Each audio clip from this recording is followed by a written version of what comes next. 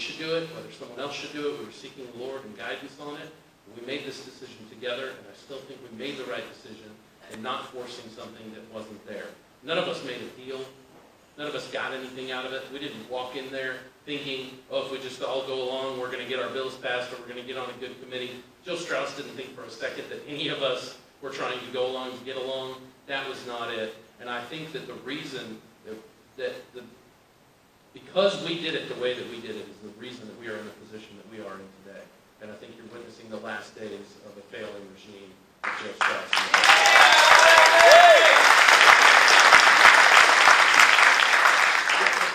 I agree on the leadership part with what everybody has said. One thing I want to stress is that we need to make sure that whoever does take over the gavel next is in agreement with the rules that Bill Zedler has just talked about. I think for too long we say, well, it's terrible when they do it. If we get in power, all of a sudden we can use it to our advantage and it's okay. No, it's wrong for somebody to use those rules in a bad way. It's wrong for anybody to use those, even if it's Jonathan Stickland. It doesn't matter who it is. And so I think we need to make that our cornerstone of whoever takes leadership next, is make sure they're willing in some ways to give up their own power to disperse it back to the members, kind of rebalance where it used to be for over a century here in Texas. So just because we might have the gavel next time doesn't mean we should use the same power that we've been arguing against for the last couple of sessions. Okay, next question. This is kind of lengthy, so listen. Nearly every day, first let me just say, I don't want all of you to answer every question because we're going to get bored. So just pick somebody. Nearly every day, a different conservative columnist laments the absence of knowledge of United States history, civics, and traditional American values in today's high school students, college students, and millennials. We saw the result in 2016 as young voters flocked to socialist Bernie Sanders. Against that background, House Bill 515 passed by a vote of 141 to 3. HB 515 eliminated all testing of U.S. history in Texas public schools. Each of you voted for the bill. De-emphasis of U.S. history knowledge contributes to the left's agenda to destroy our youth's appreciation for America. What were you thinking? I'll answer and that. that's HB 515. I'll answer that real quick. I think most of us would agree with everything that was said in that question. Here's the problem. If you think that Austin or bureaucrats or anyone down at the Capitol is going to fix public education, you're wrong. What we have to do is get back to personal responsibility and parental control. I remember when I was in school, and I think it was better back then than it is today, my mother would go into the principal's office and sit in there until she agreed to put me in the classroom with the teacher that my mom wanted me in. Because she had talked to all the other moms, she knew who was the best, she knew who was teaching what, and they were involved. And as the bureaucracy of public education continues to grow, what we are doing is discouraging parents from being involved. We have to start taking over our children's own education and quit relying on standardized testing, bureaucrats, or politicians in Austin to fix these problems. We have to demand it personally. I'm looking at the bill right now, too. I'm looking at the text of the bill, and it crosses out social studies in grade 8. I'm assuming that that's what they were talking about. And U.S. history in grade 11. I'm not seeing that. Next paragraph.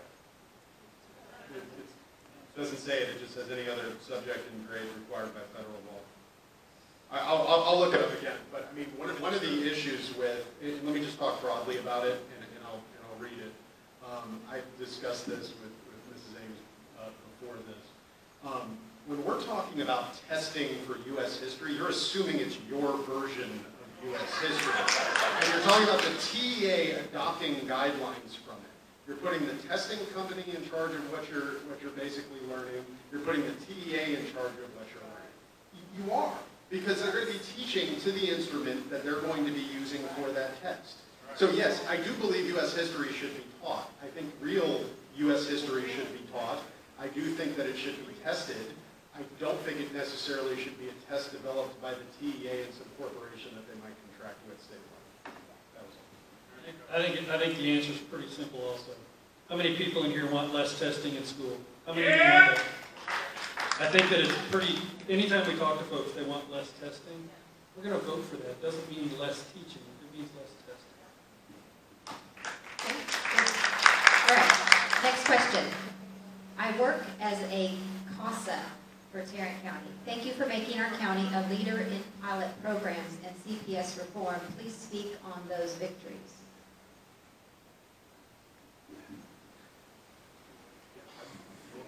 Who's got that? CPS was a huge problem agency. We spent a lot of time in my office looking at it because I wanted somebody to be looking at this from a parental rights standpoint, right?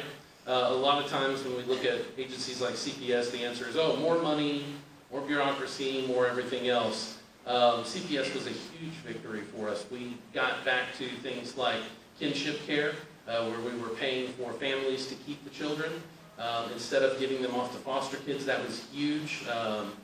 We worked on a number of different things of bringing in nonprofits and church communities and whatnot, and trying to solve some of these issues, trying to modernize the whole system. And then in the middle of the CPS stuff, we had some huge individual liberty wins. Representative Krause had a number of different amendments.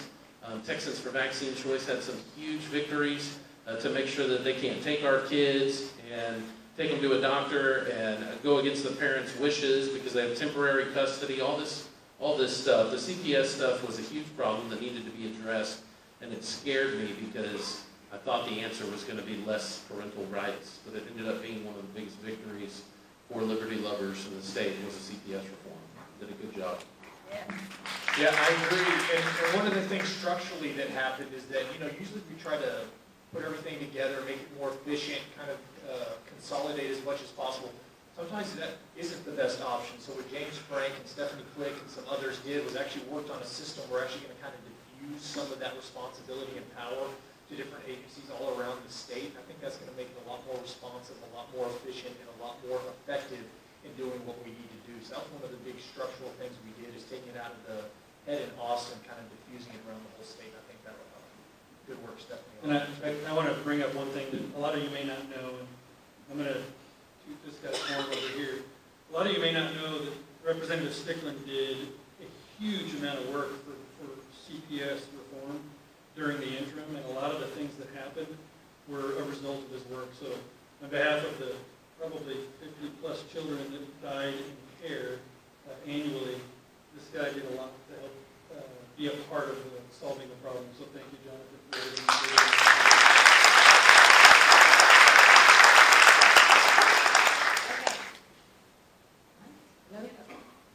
First of all, this starts off with a thank you to Stephanie Click for the abortion legislation, so thank you for that. So just so you know, we have the Freedom Caucus members are on the stage, but Stephanie's here, and I really appreciate that you came to join us tonight. If we have issues that she needs to address, we'll just call her and come up. So, okay, so this. Or if she wants to join the Freedom Caucus. There you go.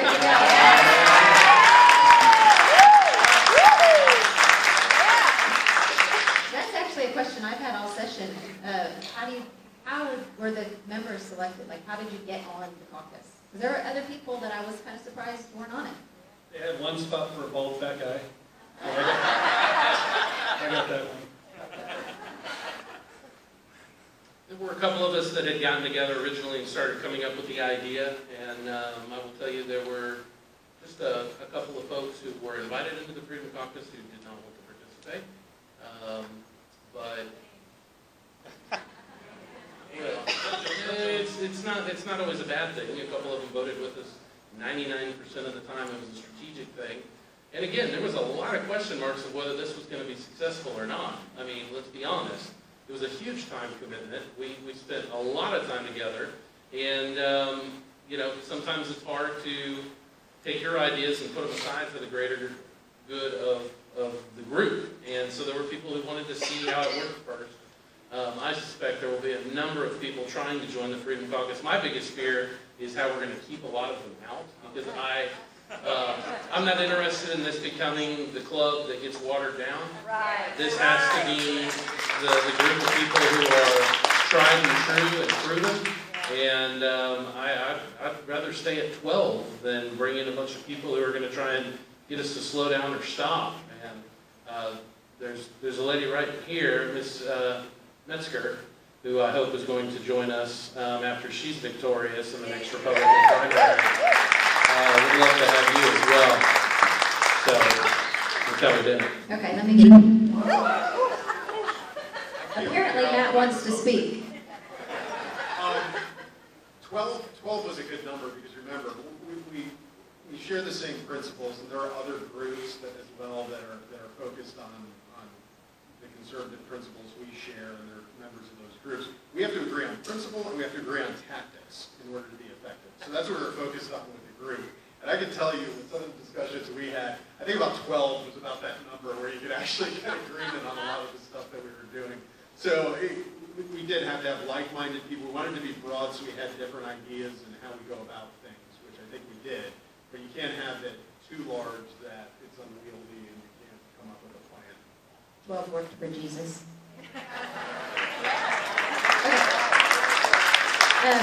The question, let me get back to the question. The teacher retirement system, why does the state keep trying to take control of this fund? It is funded by teachers themselves making 40 to 60K a year. I'm gonna answer this because this one upsets me. I have a lot of friends. There's members here who are retired teachers, who are dear friends of mine. Conservatives have stood, I don't know of any Freedom Caucus member that took one vote against retired teachers this session. We are constantly being challenged by some of their leadership and some of the lobbyists in Austin who would much rather point the finger at conservatives and say you're at fault. But every single one of us has honored every single promise that the state has made to retired teachers. For us, it's been a moral issue. These folks have based their lives and their decisions and their finances on promises that we made them, and we have been dedicated to making sure that retired teachers hold on to that. It is a broken system in a lot of ways, and we are going to have to fix it for some of the next generations, but every single one of us has voted every single time to support retired teachers who we made promises to. The secret is also going to be making sure we quit promising all these things to people in the future. And I don't blame retired teachers for that. They're under a different set of rules. They have sacrificed their Social Security and all the safety nets that other people have. And so that's why it's so important for us to stick with them, and we have. Many of us got up on these issues and spoke favorably in all the stuff that helped them. But the real problem with retired teachers right now is the same problem for every single one of us. And that is government is trying to solve the health care problem by getting involved. And what we need them to do is get the hell out of the way and let the free market start to solve the problem. And that will bring the prices down and solve a lot of the problems that retired teachers are dealing with right now. Okay, we have a whole lot of questions, so I'm going to ask you to make your answers a little bit quicker. Unless y'all want to stay here all night, which you probably would. Okay, the Republican Party of Texas spends endless hours prioritizing planks. Abolish abortion is a top priority for the people of Texas. Please don't give up and let it die because we quit. It is God's priority. Will you introduce HB 948? All right, I'm probably the right person to address this one. So let me start with, we authored that bill the way the Texans asked for it, exactly the same way that you all asked for it. And let's just say this, there's 11 more states that have authored it. During the interim, our plan from our office is to have 25 states author that by next session and 50 by the following session. We want this bill across the nation. So what we're going to do is we're doing a petition across the entire state. We have the people that are involved with abolition of abortion, pushing the petition, and I will personally hand deliver it to the governor's office to request that this be placed on the special session docket.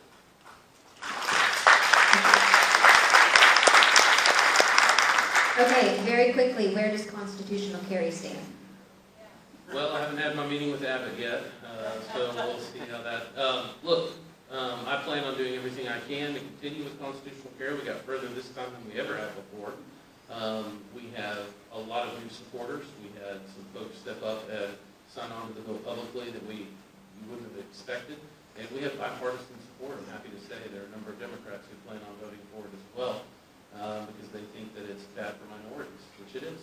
And so, look, Abbott's got to put it on the call. Our plan is to continue to push it like Representative Tinderhold, but realistically, he is the man in charge. So if you would like to see constitutional carry, it ain't because we're not pushing it, it's because it's not on the docket, and you need to let the governor know. Okay, we have We have two questions on, this is really annoying. Okay. Two questions on property tax relief. One is just, will we get property tax relief? But the next one goes a little bit further and says, what do we have to do to eliminate personal property tax? Well, I'll take that first one for sure. You know, I had a law professor that said happiness is the difference between expectation and reality. So I want to set your expectations real low for property tax relief, so you're at least a little bit happy. Actually, I think we should quit calling it property tax relief. If we're being honest, we should call it property tax reform. I think we are making some big strides in how we promulgate your tax rate, how we push that out, how there's some accountability to what that tax rate is. But I don't want to sit here and tell you, no matter what we pass in this cycle, in this special session, if it's anything that we discussed during the regular session, is going to bring your property taxes down. It may keep the rate of it from going up as much as it did before. So what I think we need to do is work for ways that you actually eliminate the property tax or bring that down. And what we need to do, yes, is have some focused discussions on how we actually do that. It's not just having rollback elections. It's not just doing this or whatever. It's actual structural reforms to the property taxes we take, how we take that and look at where we're getting it from and how we need to adjust those for the most part. So we might get some property tax reform. I hope we at least get that. I think there's some good things and it's very valid. But property tax relief, I don't know if you're going to get that in a special session. I agree with Matt. We do need top-down reform of the property tax system. However, I do want to say, I don't want to keep your expectations low. I want to keep them exactly where they should be. You should expect that some type of property tax cap to the rollback rate that triggers an election, something like the Senate passed, should be passed during special session. Because it's the very least we can do. It doesn't cost them a dime in the budget. It allows you final say over your tax rates. So it's the most local level of control possible. And the only groups of people that I've seen against it are your elected city officials who have been coming down to Austin on your taxpayer dime to lobby so that you don't have any say in whether or not your property taxes go up. I think that's terrible. I think that any local official who's done that should have an opponent next election. You should be searching those people out. It is the biggest disconnect between the voters and local officials that I've ever seen.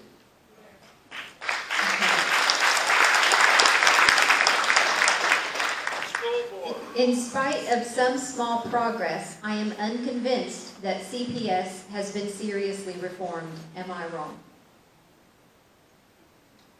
Yes.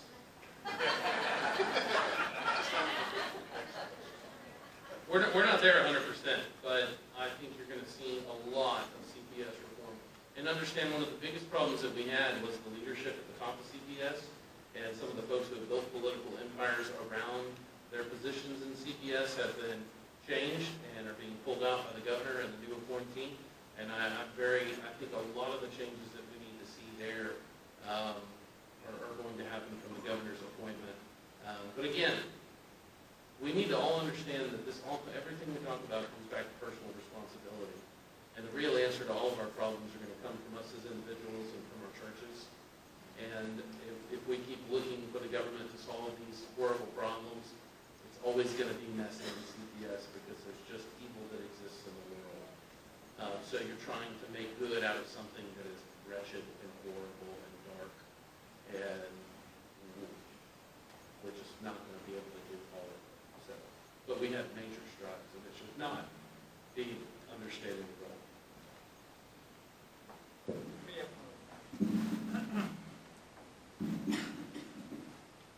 This goes much more beyond CPS. CPS is a problem, and is because you're giving unelected bureaucrats the power of the state.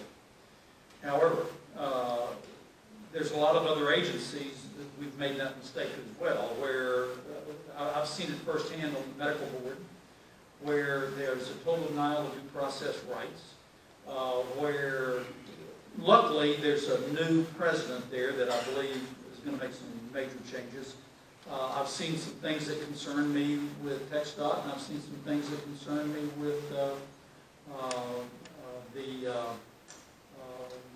workers' comp. And it gets back to this, pure and simple. most dangerous thing you can have is an unelected bureaucrat with the power of the state behind them.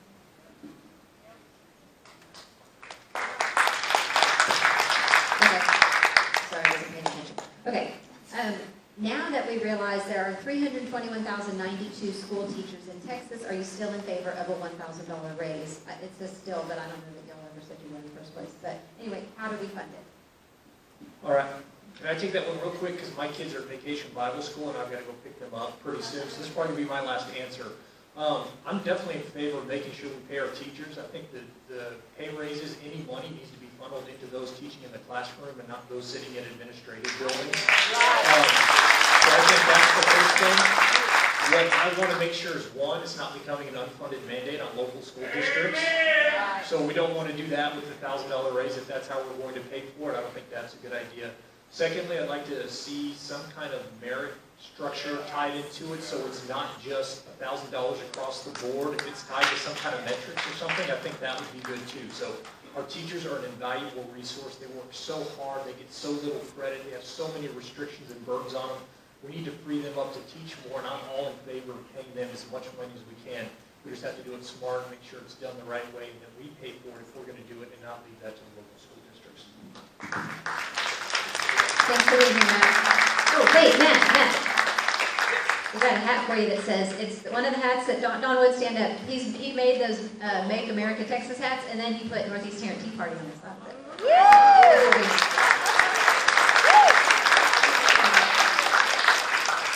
Okay, so is it okay if we go maybe 10 minutes long? Is that, if you need to go, no one's going to be mad, but there's a small handful left I'm going to get done. Okay. All right, Judiciary Committee Appropriations Committee. Would you sponsor a bill to defund Title IV D and E? Does that make sense to you all? To end incentives for child trafficking. That might be D and F, D and E. I'm not really sure what this is. Who wrote it? What do you mean? What do you mean? I want to know if you'll defund Title IV-D and Title IV-E. Title IV-D is where the judges are making parents non-custodial to get child support or just to get bonuses for judges. And then that Title IV-D is going into food stamps, WIC, welfare, different federal funding, but then we never see our kids again.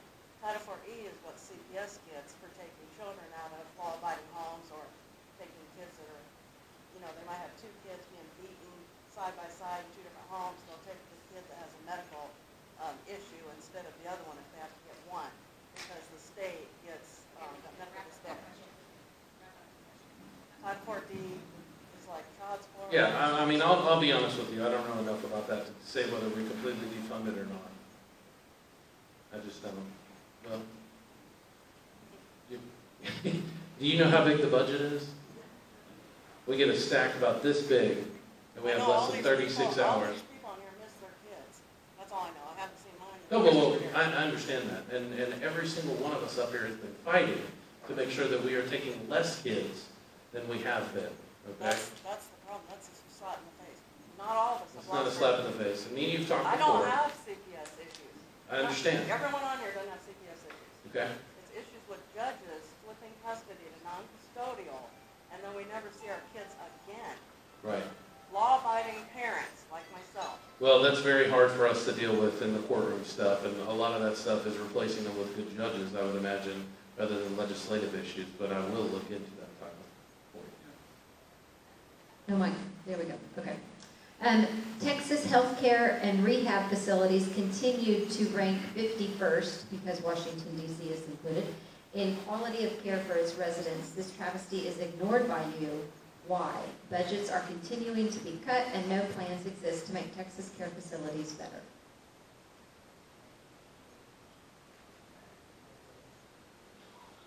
Read the first part of it again. Texas healthcare and rehab facilities rank worst, basically, in quality of care for its residents.